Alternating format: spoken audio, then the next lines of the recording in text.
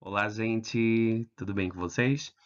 Vamos dar continuidade aos nossos estudos e hoje nosso assunto será uma introdução aos estudos literários.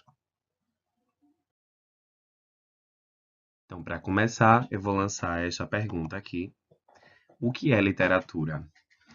Então, eu trouxe aqui algumas visões diferentes, mas que se complementam a respeito desse termo.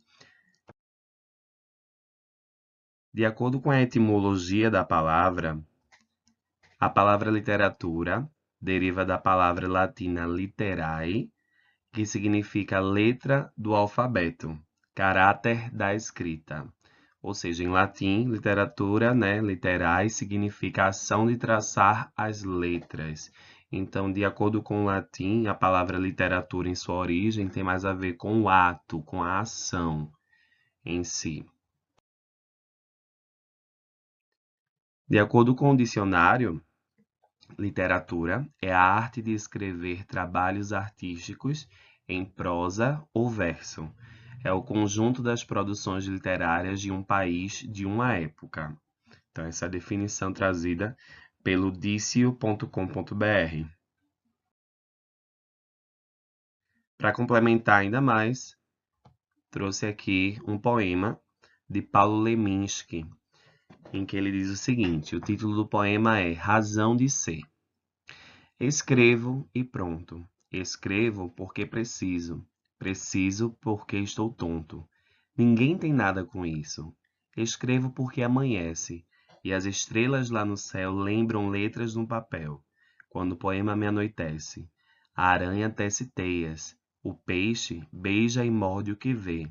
Eu escrevo apenas. Tem que ter porquê? Então, trouxe aí três definições, né, de acordo com a etimologia, a princípio, de acordo com o dicionário. E agora eu trouxe um poema de Paulo Leminski, que é um poeta, em que ele fala um pouco sobre o ato de escrever, o porquê que ele escreve.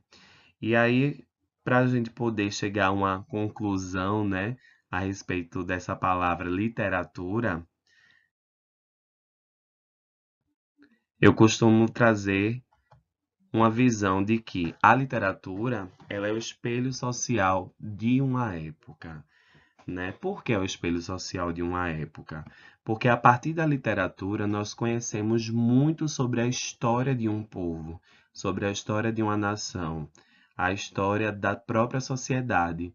Porque é quando a gente compreende muito sobre como a sociedade ela pensava, como a sociedade ela refletia dentro de um determinado período histórico. Então, costumo dizer bastante que a literatura é a arte que narra a história de uma nação. Então, essa é uma definição que eu costumo muito utilizar, porque representa bem o que a literatura é. A literatura, ela conta a história de um povo dentro de um contexto histórico, de um contexto político, de um contexto social. Então, eu gosto bastante dessa definição. Aí a gente chega agora a uma dicotomia muito importante da gente, a princípio, conseguir distinguir, que é a diferença entre texto literário e texto não literário. O que é que vai diferenciar um texto em relação à literatura, se esse texto é literário ou não? Então, eu trouxe uma questão para a gente poder analisar. É uma questão que traz dois textos. O primeiro texto é um trechinho de uma reportagem da Veja São Paulo, um pouquinho antiga, de 92, mas o título da reportagem é Descuidar do lixo é sujeira. Diariamente, 2 horas antes da chegada do caminhão da prefeitura, a gerência de uma das filiais do McDonald's deposita na calçada dezenas de sacos plásticos recheados de papelão, isopor, restos de sanduíches. Isso acaba propiciando um lamentável banquete de mendigos. Dezenas deles vão ali revirar o material e acabam deixando os restos espalhados pelo calçadão. Então, esse é um texto, né, extraído de um jornal. O texto 2 é um poema de Manuel Bandeira, em que o título é O Bicho. Vi ontem um bicho na imundície do pátio, catando comida entre os detritos. Quando achava alguma coisa, não examinava nem cheirava. Engolia com voracidade. O bicho não era um cão, não era um gato, não era o rato. O bicho, meu Deus, era um homem. Então, esse é um poema bem impactante de Manuel Bandeira. E aí, vamos fazer a comparação entre os dois textos, o texto 1 e o texto 2. O que é que a gente pode observar de semelhante entre esses textos? Temos aí algumas proposições. Então, qual seria a resposta? Vamos analisar. Número 1 diz: no primeiro texto, publicado por uma revista, a linguagem predominante é a literária, pois sua principal função é informar o leitor sobre os transtornos causados pelos detritos. Será que o primeiro texto, que é o texto extraído de um jornal, é um texto literário? Se sim, por quê? Ou se não, por que não é? O 2 diz o seguinte: no segundo texto do escritor Manuel Bandeira, a linguagem não literária é predominante, pois o poeta faz uso de uma linguagem objetiva para informar o leitor. E aí você reflete um pouquinho a respeito do poema de Manuel Bandeira. Será que, de fato, a gente tem a predominância por a linguagem não literária, em que o propósito é informar o leitor? Isso no poema? Será? Número 3. No texto Descuidar do lixo é sujeira, a intenção é informar sobre o lixo que diariamente é depositado nas calçadas através de uma linguagem objetiva e concisa, marca dos textos não literários. Então, ele já traz aí a visão de que o texto 1, que é o trechinho da reportagem, é um texto em que é utilizado uma linguagem objetiva e concisa e que é uma marca dos textos não literários. Já a proposição 4 fala que o texto, o bicho, é construído em versos e estrofes e apresenta uma linguagem plurissignificativa, isto é, permeada de metáforas e simbologias, traços determinantes da língua literária. E aí, gente, qual é a resposta? Então, claramente observando aí, nós temos a percepção de que o texto 1, que é o trecho da reportagem, trata-se de um texto não literário, enquanto o poema de Manuel Bandeira, O Bicho, é um texto literário. Letra B, números 3 e 4.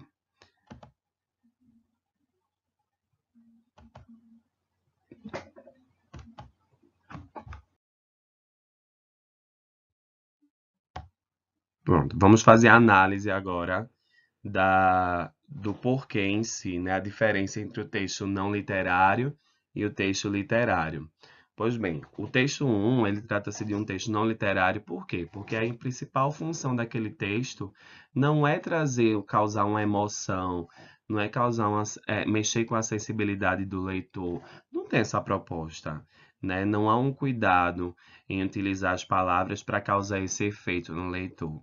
Então, ele apresenta uma linguagem direta, uma linguagem denotativa, uma linguagem clara, objetiva, concisa, para poder explorar o determinado assunto. São marcas do texto não literário.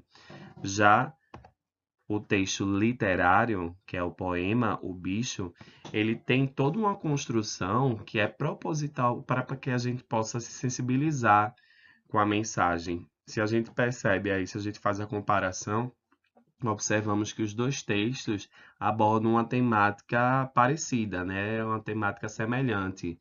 Então, mas aí de formas diferentes, né? E exatamente essas maneiras como essa temática é abordada por esses textos que a gente observa a diferença entre um texto não literário e um texto literário. Então, o texto literário a gente já vai ter um uso melhor do vocabulário para que a gente possa realmente sentir esse efeito, né? A questão da sensibilidade ao leitor, né? Que eu já falei, traz as metáforas, né? Quando ele fala de bicho, por exemplo, não está falando de um animal, ele está falando de um homem, né? Então, essa metáfora que ele utiliza aí entre bicho e um homem também é para causar um efeito. Então, tudo isso aí que a gente observa no poema são marcas de uma linguagem, né, de um texto literário, tá certo?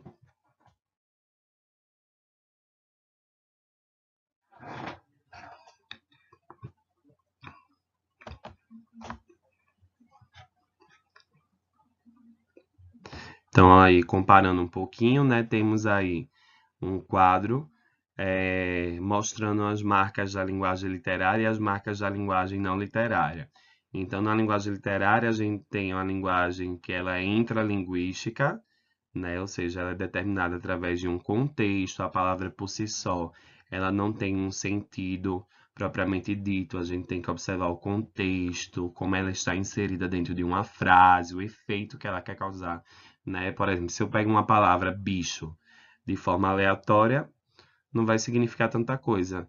Mas dentro daquele contexto do poema, a palavra bicho tem todo um sentido, ela carrega um sentido forte, né? E isso faz a diferença para a gente quanto leitor. Já na linguagem não literária, a gente tem uma linguagem extralinguística, né? Que não tem tanto essa questão da necessidade de haver um contexto para poder interpretar bem uma palavra, uma frase.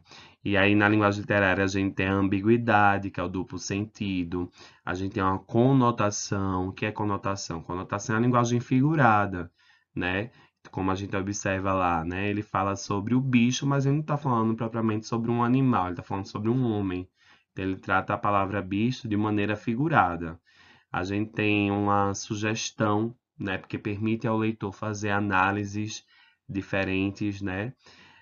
Tem uma transfiguração da realidade, tem a questão da subjetividade, tem a inversão da ordem das palavras dentro das frases, né? Isso também para poder causar a questão da mexer um pouquinho com a sonoridade, com o ritmo, com a métrica, com essas questões aí voltadas para a linguagem poética. Já na linguagem não literária, além dela ser extralinguística, ela é clara, exata, você tem uma predominância por denotação, que é o sentido real da palavra. A gente tem uma precisão, a gente tem o uso da realidade, a gente tem uma linguagem objetiva e tem uma predominância por uma ordem direta das palavras dentro da frase. Isso é importante que a gente precisa entender a diferença entre verso e prosa. Um texto que é escrito em versos e um texto que é escrito em prosa. Para diferenciar, eu trouxe aqui um poema, que é um poema de Manuel Bandeira, chamado Desencanto. Eu não vou ler o poema, quem tiver interesse pode pausar o vídeo, mas eu queria chamar a atenção para a estrutura do poema. Se você observar direitinho, esse poema ele é escrito seguindo essa estrutura. A gente tem as frases divididas em linhas, com uma medida muito parecida, né, como vocês podem observar, e uma abaixo da outra. Essas linhas são chamadas de versos. O que são os versos, então? Os versos são cada linha de um poema, ok? E aí a junção dessas linhas nós chamamos de estrofe, tá certo? Então, estrofe é o conjunto de versos. Quando a gente vai analisar esse poema, por exemplo, a gente observa que ele é formado por 4 estrofes, sendo as duas primeiras com a mesma quantidade de versos, né? Como vocês podem observar aí, 4 versos, a terceira estrofe com 3 versos e a última com um verso só. Essa estrutura não é estrutura padrão, pode mudar, tá certo? Existem poemas que têm estruturas padronizadas, a exemplo do soneto, por exemplo. Eu mostrei um soneto anteriormente para vocês. Então, existem estruturas que são padronizadas, outras não. São estruturas mais livres, ok? Outra coisa importante da gente falar é a diferença entre poema e poesia, que muitas vezes as pessoas confundem, né? Poesia e poema são a mesma coisa. Então, só para a gente poder entender. Quando eu falo de poesia, eu estou falando mais do caráter artístico do texto, né? E muitas vezes a poesia não está só ligada a um texto, ela pode estar ligada a uma imagem, pode estar ligada a uma escultura, a uma pintura, a uma música.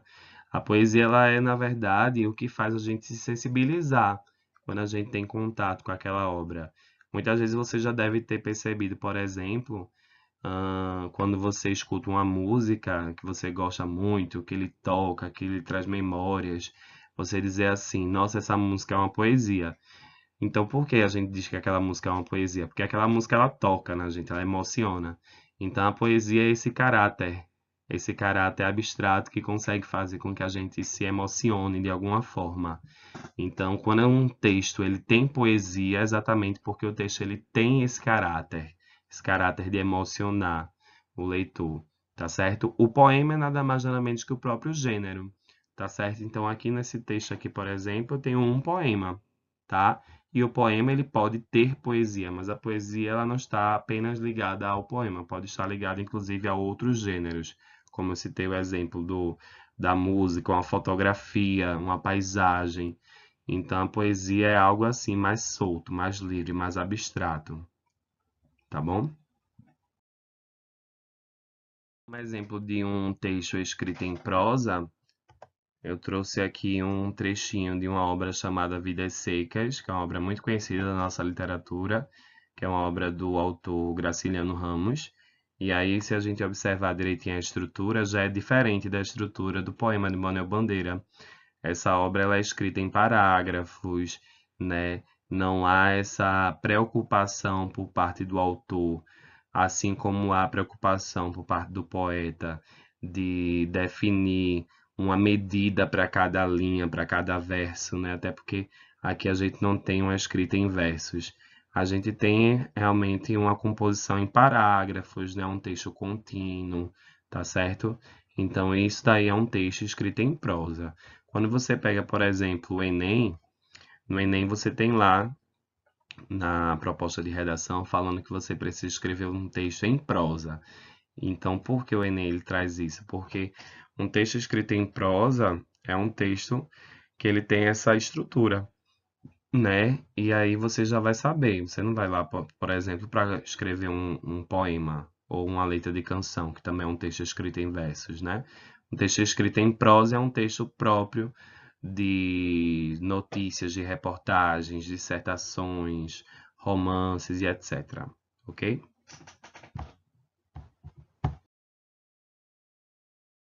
E agora a gente vai para os gêneros literários, gente. Então, vejam só. Os estudiosos, os pesquisadores da área da literatura definem os textos, né, literários em 3 gêneros, tá certo? Cada gênero ele tem um estilo, tem uma funcionalidade, tem uma intenção. E quais são os 3 gêneros literários? O lírico, o épico e o dramático. Eu vou explicar cada um para vocês.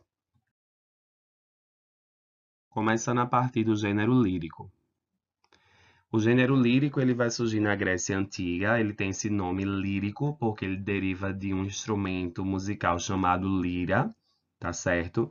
No passado, só contextualizando vocês, no passado, os poetas eles declamavam seus poemas com acompanhamento de instrumentos musicais.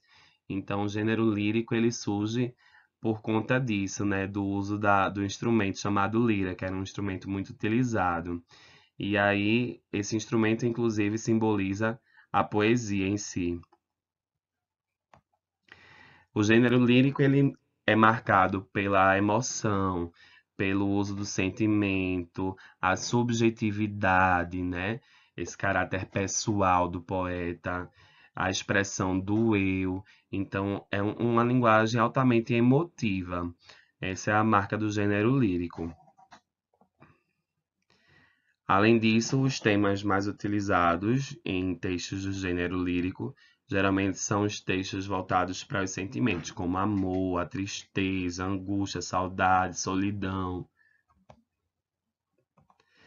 E trabalha muito a questão da sonoridade, a questão do arranjo das palavras. Por quê? Porque o objetivo é causar essa sensibilidade no leitor, né? Então, os poetas geralmente eles fazem um bom uso, né, das palavras. Eu costumo sempre dizer que o poeta, ele é um artista e que a ferramenta de trabalho desse artista são as palavras, né? Se a gente comparar, por exemplo, o poeta a um pintor, por exemplo, o pintor ele tem como ferramentas o pincel, a tinta, né, o quadro, a moldura, e já o poeta ele vai ter como ferramenta as palavras, né? Realmente o poeta é um artista das palavras.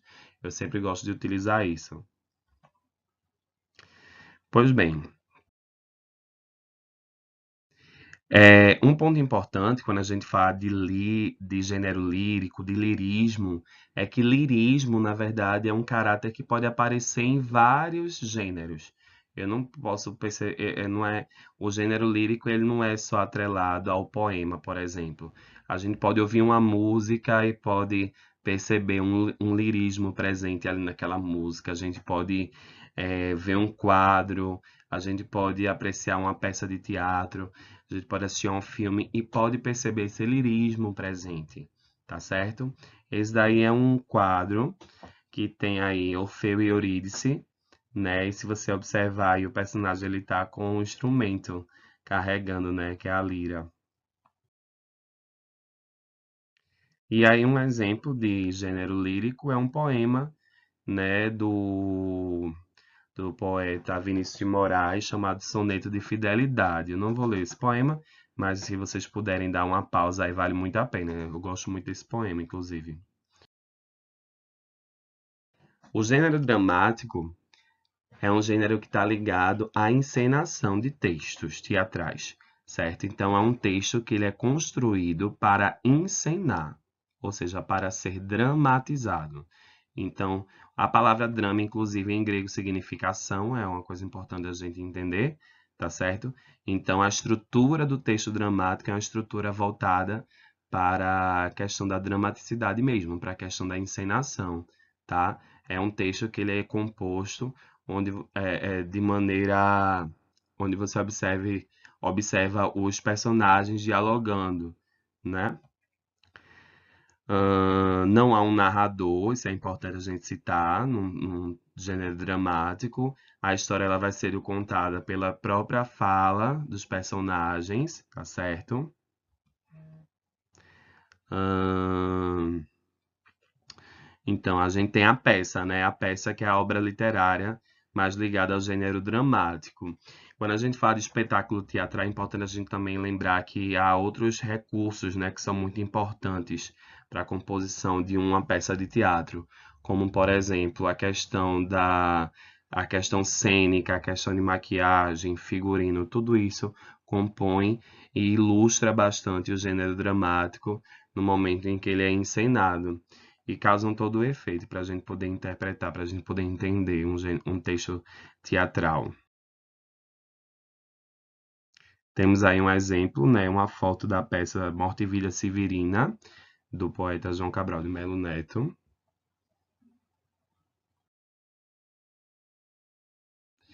E aí a gente tem um exemplo da peça O Alto da Compadecida, né, que é uma peça muito conhecida, de Ariano Suassuna, reprisou inclusive recentemente na televisão. E aí eu trouxe um trechinho aí bem engraçado, que é um trecho do diálogo entre João Grilo, o padre, e Chicó. E quem puder dar uma pausa aí para ler, por favor, faça isso, porque vale a pena também, né? É um texto muito engraçado, é uma das partes mais divertidas da peça, inclusive.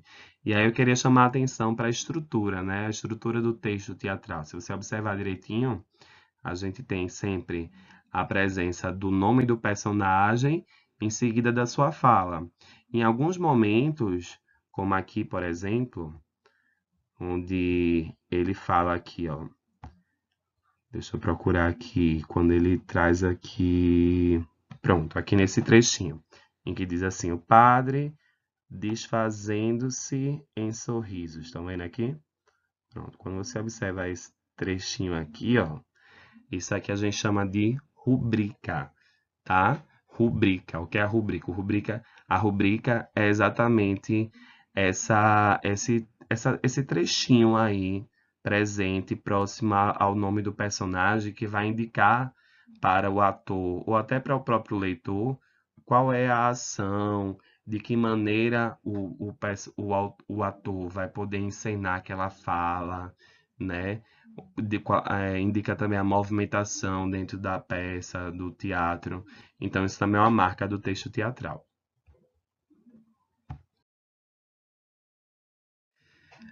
Já o gênero épico ou narrativo,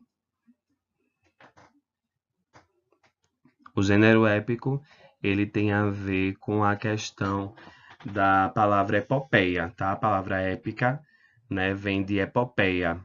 E o que é uma epopeia? Uma epopeia geralmente é um texto narrativo que conta histórias de heroísmo, histórias de guerras, de conflitos, né?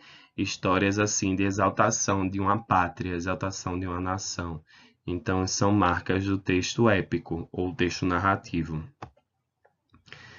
A gente tem vários textos épicos famosos, né? Dentre eles, a gente tem alguns textos gregos, como Ilíada e Odisseia, que são textos de Homero. Tem também Lusíadas, que é um texto de Camões, do português, né? Luís Vaz de Camões, que conta um pouquinho da história do povo português, né? Da expansão do povo português, na questão das navegações, né? No início daquele período das navegações. E aí mostra a questão do heroísmo do povo português, das vitórias, das batalhas. Então o gênero épico ele sempre traz esse caráter de heroísmo mesmo. Acontecimentos históricos, de valorização da pátria. Pois bem, então, alguns gêneros que são derivados do gênero épico, inclusive, para hoje, né, a gente pensar um pouco, a gente pode pensar no romance, no conto, na novela, na crônica, tá? A gente pode pensar em alguns gêneros que são derivados aí desse texto do gênero épico ou do gênero narrativo. E aí a gente tem uma imagem do triunfo de Aquiles, né? Um momento heróico aí da história grega. E um trechinho da obra Os Lusíadas, de Camões, que é uma obra muito importante para a literatura portuguesa. Então, gente, para finalizar, vamos estudar um pouquinho sobre as escolas literárias. As escolas literárias são períodos dentro da literatura que são marcados por características próprias. Então, assim, quando eu falo, por exemplo, de um período como o Barroco, período é definido como barroco porque reúne características, né, de acordo com as produções literárias, dos textos literários escritos durante aquele período, que tenham uma mesma marca, tenham uma mesma identidade, certo? Eles têm características em comum.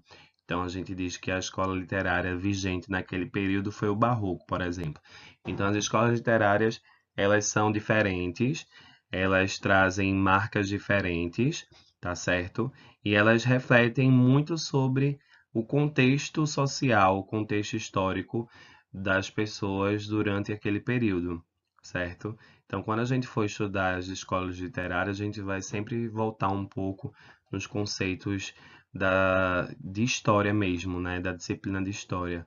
Então, é importante que a gente sempre faça essa interdisciplinaridade entre literatura e história, porque a gente não tem como estudar literatura sem pensar em história, sem entender o contexto histórico, o contexto político da época, certo?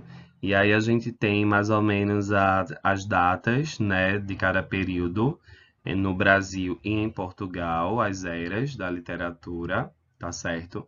Essas datas são datas que foram colocadas, foram foram definidas, mas para a gente poder ter uma noção quando a gente for estudar de fato. Por que eu falo isso? Porque, assim, quando a gente estuda literatura, a gente precisa entender que as fases da literatura, as escolas literárias, elas não surgem de um dia para o outro. Elas são como tendências, né? E como tendência, a tendência ela vai surgindo, né? Vai ganhando força e tomando espaço. A partir do momento em que ela vai se enfraquecendo, vai surgindo outra tendência, assim por diante. Então, quando a gente vê, por exemplo, aí falando que em 1601 surge o Barroco, não quer dizer que em 1600, um ano antes, o Barroco já não estivesse surgindo, entende? A gente está falando de um ano em que foi uma publicação importante para o Barroco, né? Aí, por isso que a gente define a data, tá certo? Ela está sempre ligada a uma publicação de um poema, uma publicação de um livro, e essa publicação ela acaba marcando, né? E ajuda a gente a compreender um pouquinho melhor quando a gente vai estudar, ok? Então, gente, é isso. Queria agradecer a vocês. Espero que vocês estudem um pouquinho sobre essa parte, né? Esses estudos literários. Continuem aí no foco, tá certo? E qualquer dúvida, só procurar, tá ok? Um abraço para todo mundo.